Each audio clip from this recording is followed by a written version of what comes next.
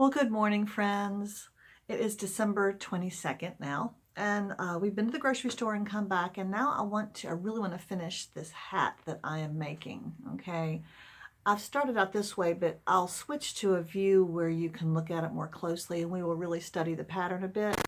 I'm doing this on straight needles, anything that you really need a good bit of, I want to be able to really see it well. This is a little complicated knitting for me. To be honest, I am a knitter, but I'm not a fabulous knitter, and I don't knit all the time like some people do. And I will say that interpreting this pattern was a challenge. I think I've mostly mastered it. There's one spot that I don't understand, and maybe one of you great knitters out there can help me. But I'm using these, I love these flexible needles. These are not metal, they're plastic.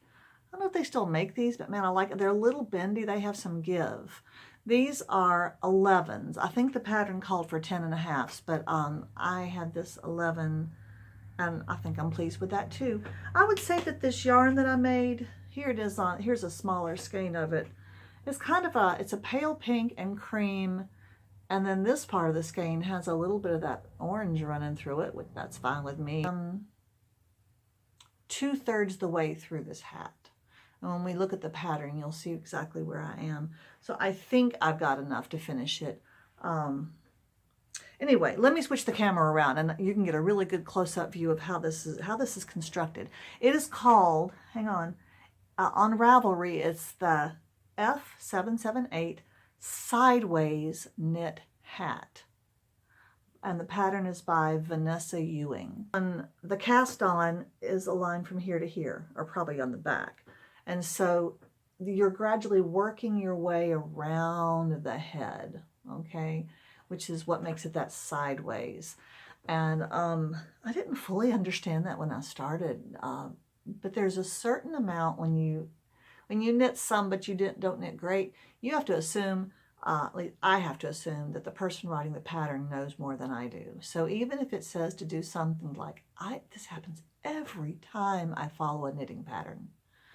I go, I don't understand why they're doing this, but I'm going to do it anyway. They're always right, and I'm never right.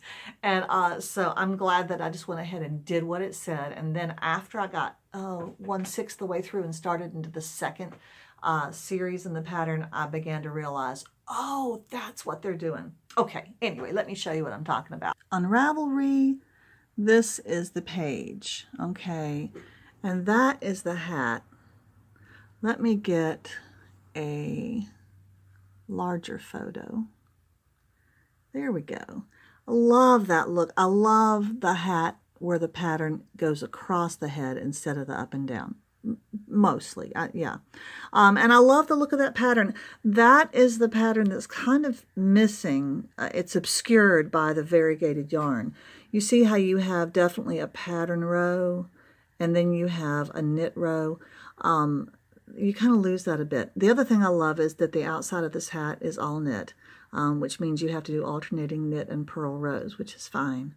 And let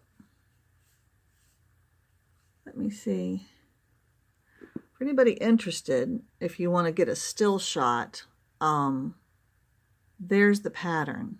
Okay, and you can just pause it, and if you want to write it down or something. The thing that really was hard for me was this up here, W&T, wrap and turn.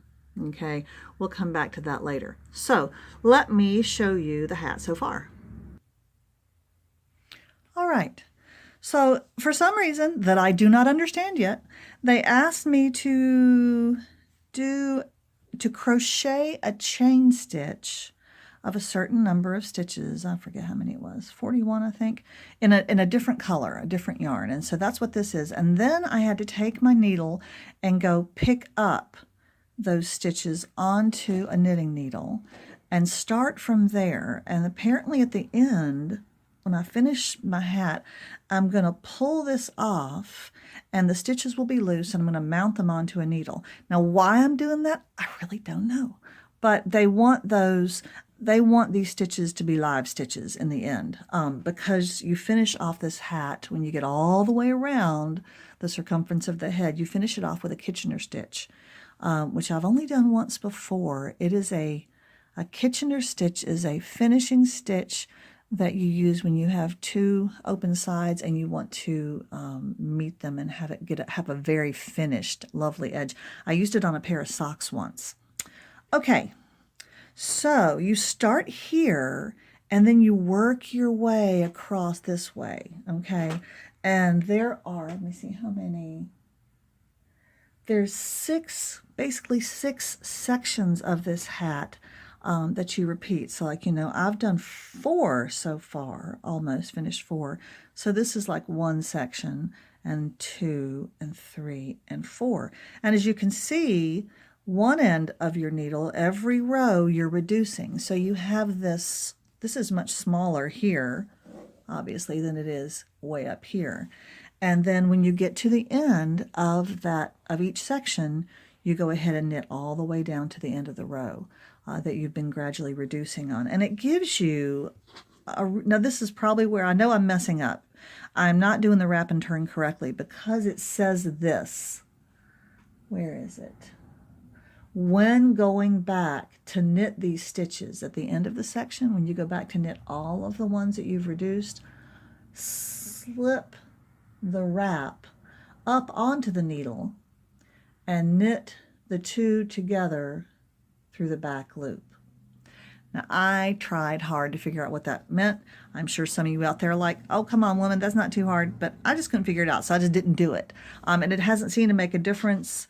If you look at this reduction, it is very smooth. You wouldn't really be able to tell. There's no obvious clunky spot. There are some spots where you see they look like pearls sticking through right there, and a couple other places. Those may just be knit stitches that are funky, but I think those are the wraps that I didn't do correctly. So here's the pattern up here, and you notice how for you it just probably looks like a big bumpy mess. If this right here, this is 2 rows of knit that go all the way through. Here's 2 more rows of knit that go all the way through. And I think there's 2 rows of knit up here that go all the way through. And then it has this funky, there's yarn overs and knit 2 togethers, and oh my goodness, what are some of the others? Slip, slip, knit. Anyway, there's some funky stuff going on there. I really might make this hat later with a solid color and spin. This is yarn that I spun myself. This is merino wool. I got the pink came from Shep's wool. All the colored stuff in here came from Shep's wool. And that off-white came from, when I bought my Kromsky Fantasia wheel, they sent me a pound of that off-white. And so I spun them, I plied them together, which is how I got this, this yarn. You can see it better here.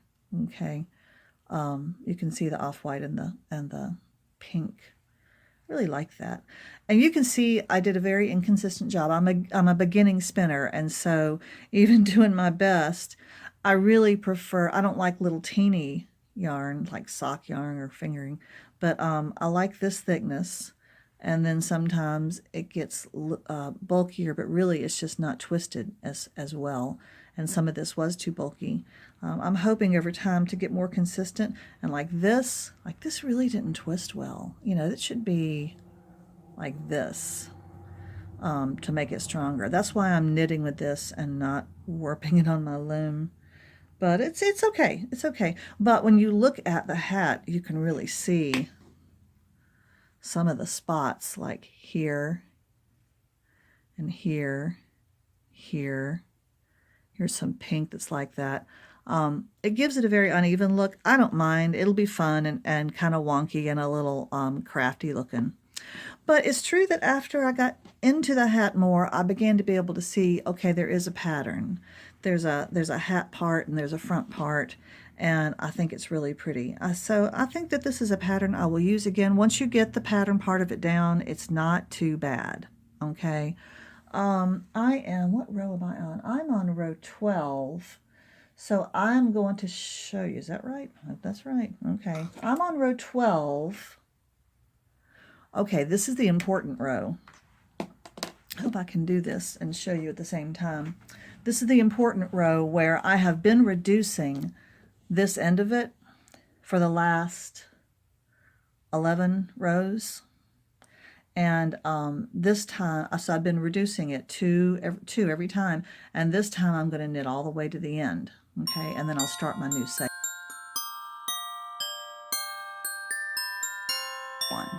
Now this is the way I purl. I hold the yarn with my thumb like this. Look how contorted that is. But it's not uncomfortable. But it does make it so the yarn is right there. And you slip off. Okay, so let's look at those 6. That's your basic thing on this row. Knit, knit, purl, knit 2 together, yarn over, purl. So it's a bump, bump, purl, bump, bump, purl. That's kind of the pattern, okay? And it's this section that gives you the fun yarn over look, okay? And then you do that again. So here's some of that chunky yarn that doesn't do well. So it's knit, knit, and you can see this. You can see the previous purl stitch right there from when I went back on the other row. So you know that you're at the purl spot. So your knits are really staying together and your purls are staying together from the outside. Okay, and then we're going to knit 2 together. I'm assuming you guys know how to do some of these stitches. I'm not going to go through it. Oh, and then you yarn over. Oh, wait, did I do that right? Well, I don't know. No. See? Boy, I don't know. I did that different from last time. Man, see, okay. And I've been to YouTube and I've said, how do you do a yarn over? And I've watched the video and I've learned. And then eventually, because I don't knit every day, I don't knit regularly, I forget. Oh, so especially my college friend Londa, if you're watching, I'm so sorry. This must be painful for you. Londa is the most shockingly wonderful knitter I've ever known, and she was one in college. I can't imagine how good she is now. Okay, so I just did the knit, knit, purl, and now I'm going to do my knit 2 together. It doesn't help that I'm trying to do this while having people watch me. I don't know if that's right. And the thing is, when I'm going back on the other side, if the yarn over is not the right way, I just flip it around. Isn't that terrible? I do. Okay, and now I can, oh, there you go. Now I'm going to knit all the way to the end because this is the last row. This is row 12, the final row of this section. And this is the part where I go all the way to the end so I can start reducing from the end on the next section.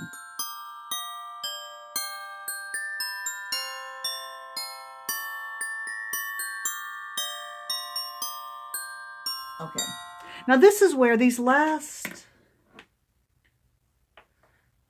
stitches that I was doing, probably the last, I don't know, 10 or 12, I was supposed to work them with their wraps. Like maybe, see, there's the wrap. Can you see that? Here's the stitch. This is where the reduction happened in a previous row. And this stitch has a wrap with it. And I think I don't know how I was supposed to do that, but I just didn't bother. And I'm just working the stitch. And I would say that is the reason why I have these funny little, well, you can't see it now, but they look like little purl stitches sticking out, those little bumps. But I don't really mind that much. Okay, so now I have finished that segment and I'm going to go back. Okay, so I'm going to go back so that I can start my next segment. And let me show you that real fast. You can watch my very wonky and weird purl stitch in action, one after the other. And then you can see how we do the wrong side. They have the, just like in sewing, there's a wrong and right side. It's very hard to do this with the camera stand right there. And I'm kind of leaning over, so if I feel awkward. Okay, so this is how I do my purl. And college friend, you know who you are. You live out in Colorado with your corgis. I learned to knit from you. I would love to know if this is how you hold your purl when you do a purl stitch. I learned how to knit from you, I believe, on Corral Tour one year on the bus. And for some reason that time it stuck. So, but it looks like a perfectly good purl stitch. See? Not bad.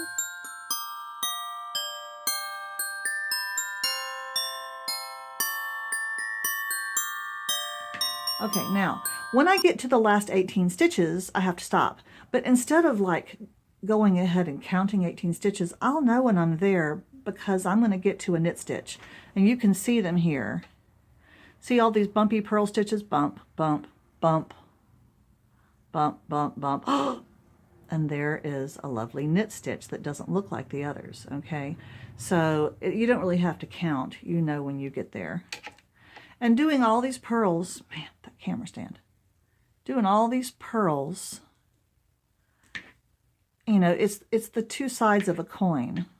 If it's a purl stitch on this side, it's a knit stitch on the other.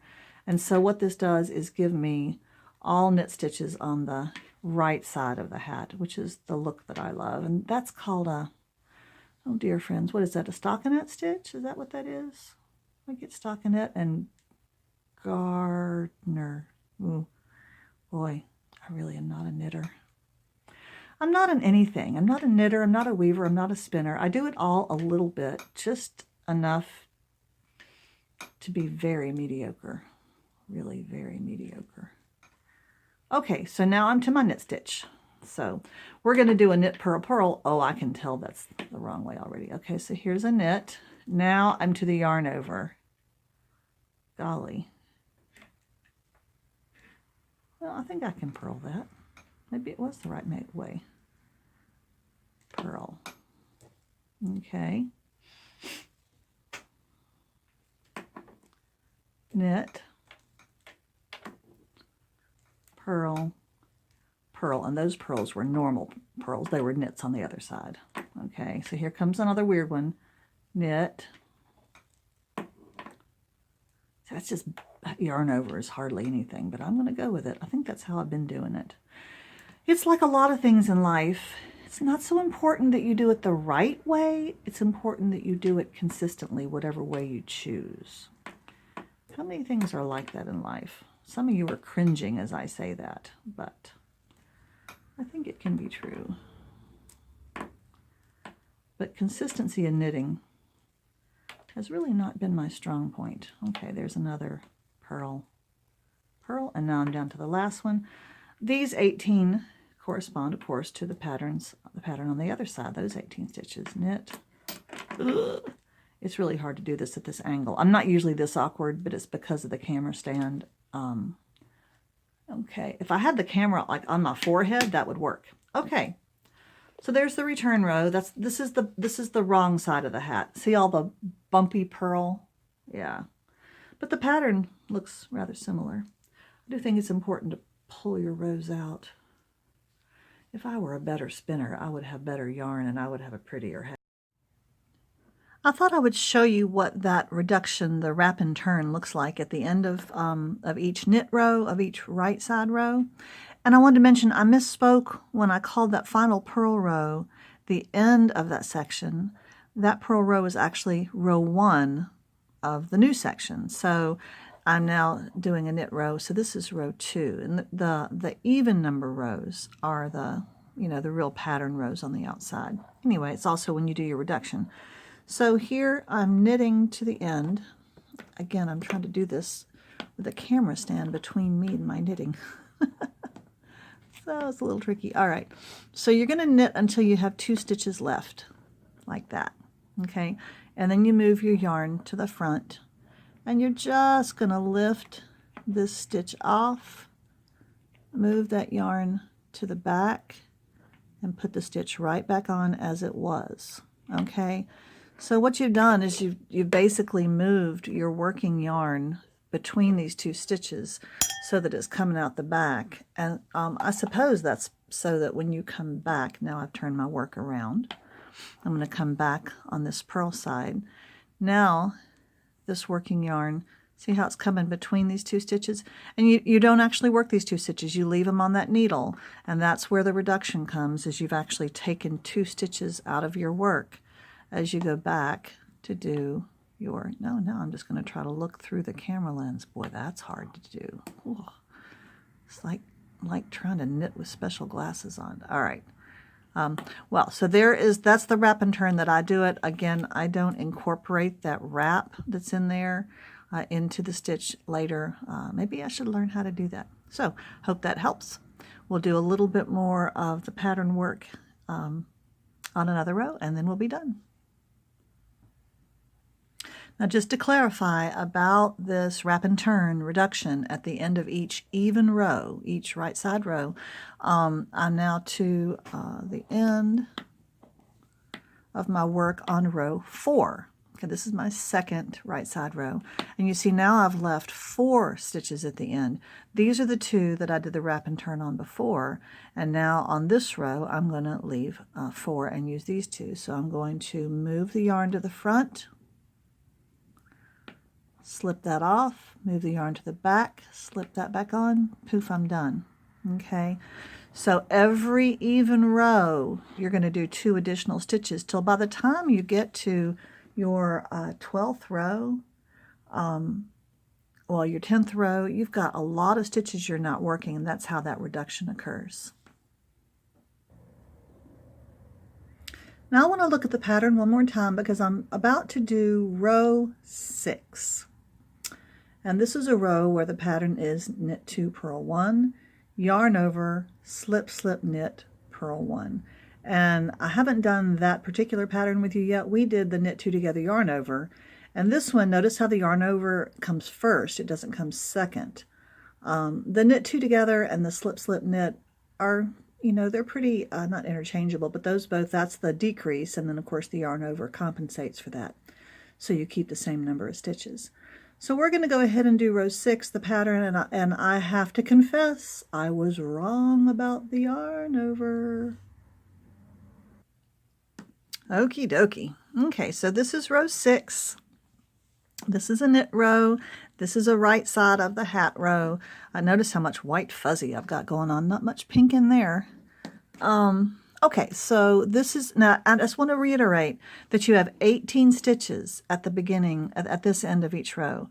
That is where the pattern is. And so the 18 stitches are divided into 3 groups of 6. Okay. And so the first group of 6 is a, I've got to try to do this with the camera there. 1, knit, knit, purl. So knit 2, purl. Okay. And then this half of this little chunk is a yarn over, slip, slip, knit, purl 1.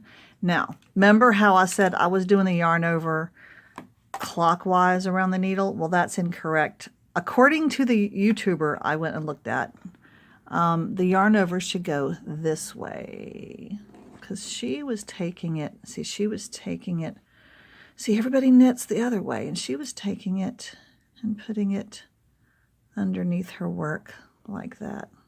Okay, so I'm assuming that I was doing it wrong and that it has to go that way.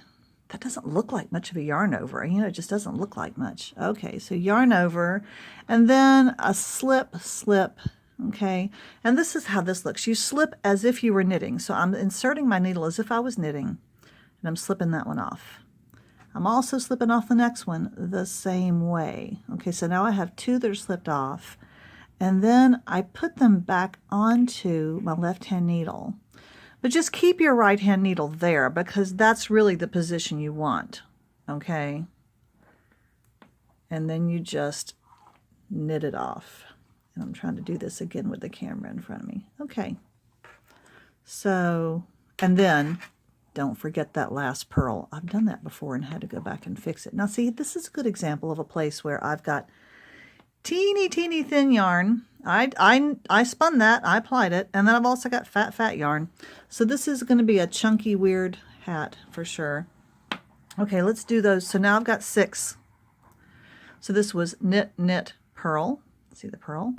Yarn over, slip, slip, knit, yarn, purl. Okay? So knit, knit, purl. Starting to get this camera angle thing down. And then yarn over, slip, slip, put them back on that needle, knit it off, and then a purl. That was interesting.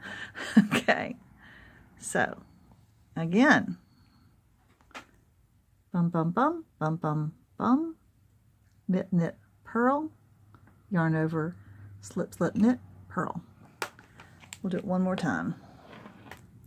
Wish I could keep that from making that terrible noise, but I have to do it that way. So knit.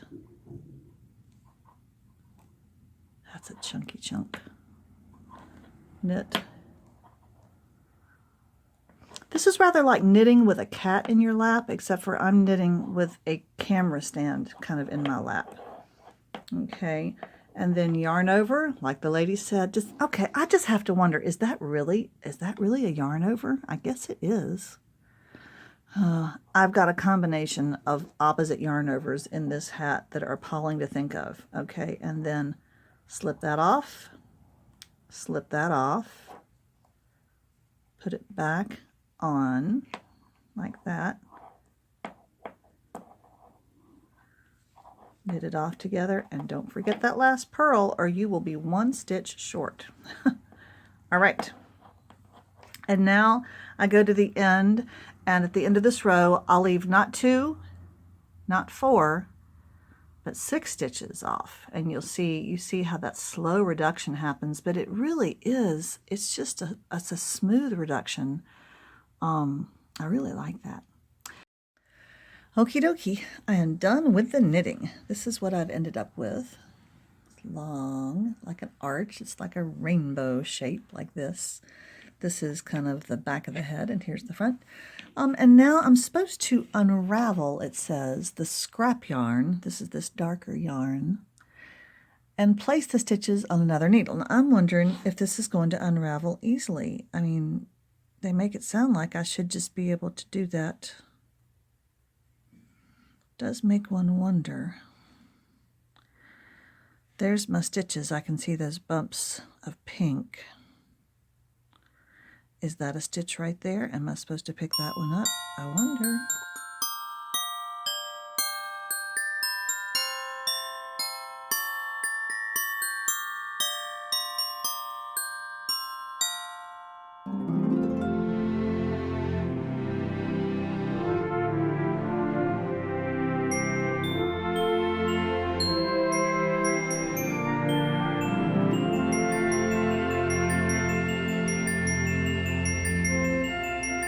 Well, that's done. That was a bit of a pain, but after you do it, it's like with anything that's repetitive. After you do it a while, you begin to understand the structure of the stitches and how it's doing, and it speeds up. So next, I'm going to read up about the Kitchener stitch. They do give some instructions on the pattern, and try to do that next and hope it goes well. That's a stitch that people might be really interested in. So that'll be the end of this project, and we'll do that next. One thing I know the Kitchener stitch is going to need is a nice big tapestry needle, and I have quite a collection. These two were on my desk. This is a kind of a flexible one with a blunt end. It's nice and soft, very similar to these needles I'm using, with a nice big eye. Here's one, not as big of an eye, and the end is too sharp, so it would catch in the yarn, so I'm going to put that one back. But I'm wondering if I'm going to want a metal one and not a plastic one. These are 2 containers that I found at a yarn store at Hobby Lobby. And I used to keep my tapestry needles in a Ziploc bag. I'm very glad now to have these. This container I wrote small on it. I guess these are smaller. They look pretty good, this one. This one has a nice blunt end and a nice big eye. I might keep that one out. Let's put the rest of these in here. I don't know why I collected so many. I bought them at a yarn store in New Bern. Oh, these are the plastic ones. New Bern, North Carolina, that was closing down. I don't know why I put large. Maybe I meant large eyes. I don't know. Here's another one that's very likely. It's shorter than the other one. Nice and thick. We'll keep that one out too. And some more plastic ones. I've never understood why this one has a little ball on the end, but I'm sure somebody could tell me why it does that. Maybe it's trying to keep things from going off the end. I don't know. I've never used it, but I keep it because, you know, that's how some of us crafty people are. All right, I'll put that one back in the little tray. Now, I've looked at the Kitchener stitch as it is explained in the pattern, and it is utterly unclear. So I'm going to go find a YouTube video, and I'll put a little card to that in the top up here of the screen somewhere, so that if you want to go watch a Kitchener stitch, you can. All right, I'll be back. All right, it's time to try our Kitchener stitch.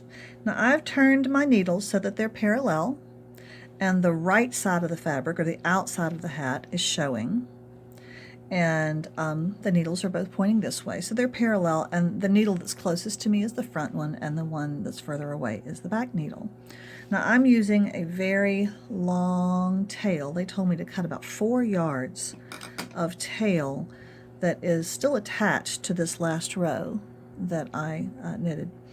And that's what I'm going to use to start my Kitchener stitch. And I've looked at a video, which I'll put right up there, and let you know where you can go for this instruction, or you can watch me do it if you think that I'm good enough, which is questionable. All right, so there are 2 little things we do to set up our Kitchener stitch, and what we're doing is we are basically creating another row of knit in between these that will look really seamless. It gives a smooth, seamless finish instead of just trying to wrangle up some kind of a sewn connection here. Okay, I would love to know who invented this stitch. What kind of a mind does this? Okay, so the first thing we do is we take our needle, and on the front knitting needle, we go into this first stitch purlwise. Okay, this way, as if we were purling. I hope this worked. Oh, look at all that tail. That's just abominable. I really wish I didn't have to do all that, but that's what they said to do, and I believe in following instructions, and it looks like that's going to work. Okay, so I did that purlwise, and I'm going to leave that stitch on there for now, and let's tighten it up some. There we go. And then on the back, I'm going to go through knitwise. Okay, so this way. Now, I do have a tail hanging on here that I don't want anything scary to happen to it, so I'm going to keep an eye on that. And I am also going to make this tail a little shorter after I pull it through, because I am not going to endure this long 4-yard pull every time I do a stitch. It will shorten as I go along. But okay, and I do think the goal as you go along is to keep the needles snug to each other. You're going to be able to tighten your Kitchener stitch as you go along, but you do want the needles to stay snug and the stitches to stay snug, because they'll look better when you get done.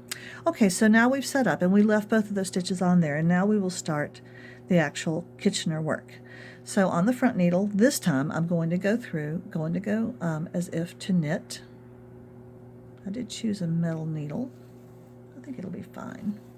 It's not a really long needle because that's not necessary. Okay, and I'm going to shove my needle and drop that one off now. Okay, and then I'm going to stay on the front needle and go through this one purlwise. However, I'm going to leave that stitch on. Did I just do something crazy? I think I did. Yeah. On all the little instructional videos, they use a contrasting yarn so you can see what's going on, but I'm not going to do this because this is actually a hat I'm keeping. Okay, and this stitch stays on, and then we go to the back one and we go through purlwise. And you'll notice this pattern, it's as you go along, it's on the front needle it's knit purl, and on the back one it's purl knit. So we did the purl, and then we're going to slip that stitch off. You always slip the first one on either of the needles off, and the second one stays on. And then we're going to do a knitwise stitch. Nope, wrong way. Do this. Okay, front needle, knitwise,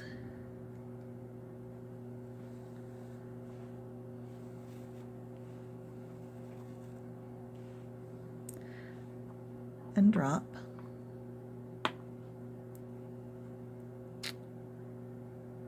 Purlwise,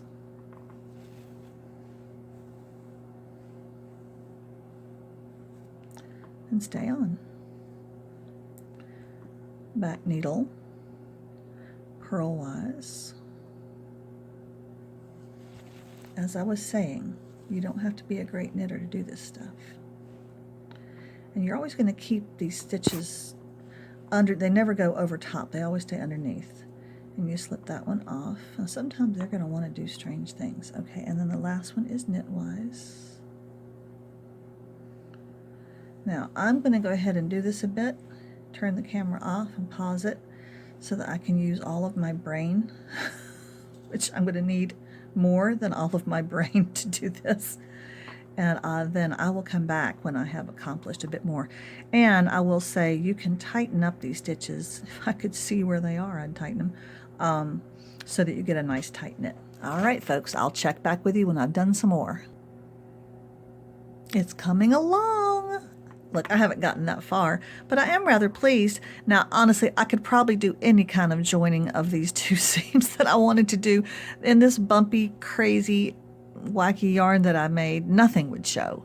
But I do like to practice things that I'm not good at and need practice in. So this isn't a bad exercise. And the next time I do this hat with some more consistent and solid color yarn, this will make a big difference. But I'm enjoying this. So this Kitchener stitch is fun and interesting. I'm getting the hang of this. Watch. Front needle, knitwise, drop off, purlwise,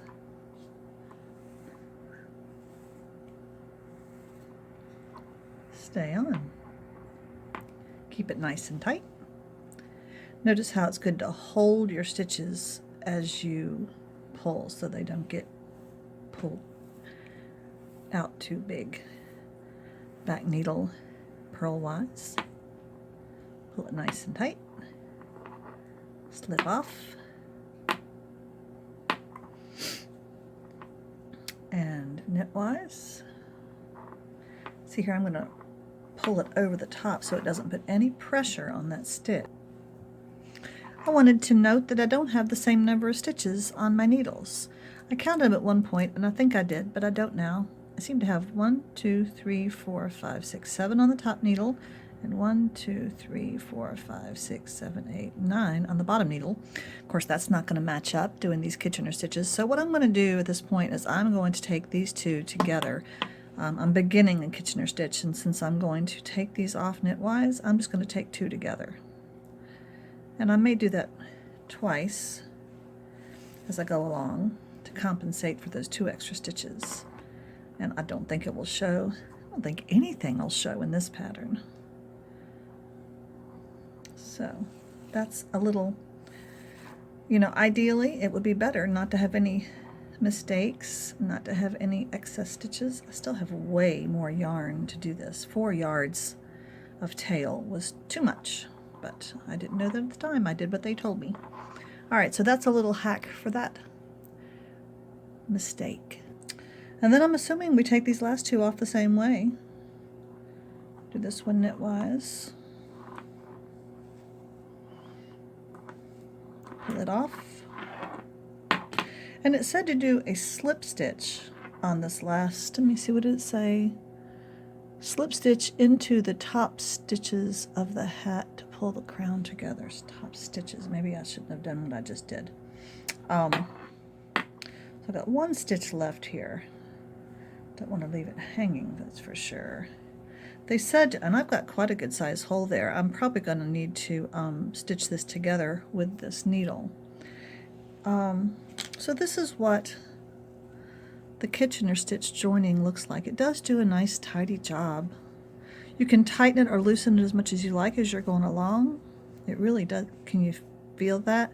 It tightens and loosens almost like shoelaces or something. But you can really adjust it even after you've done it. You can adjust it some so it's not too tight. You don't want a little V there at that bottom. So I'm going to stitch this up. It says you can put a pom-pom on the top. I'm not really into pom-poms, so I'll let you know how it turns out. Well, I finished it. I did. Okay, so let's see what we think about this hat. It does have plenty of extra slouch in the back for those. Gosh, I feel like one of the dwarves. It's got quite a bit extra in the back, as you see, more than I expected. It has a nice soft fit. like I said, my head is hard to fit, and I think that this will stay on my head and won't fall off, except for that weight on the back.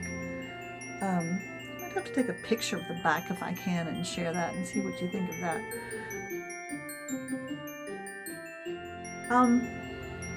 Sorry, my hair is frightful, but it's got lots of give.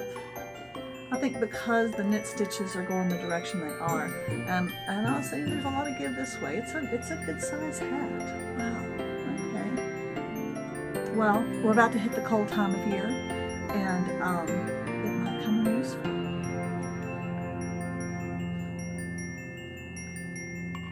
Yeah, not bad. That's the second use of my homespun yarn. I spun this myself.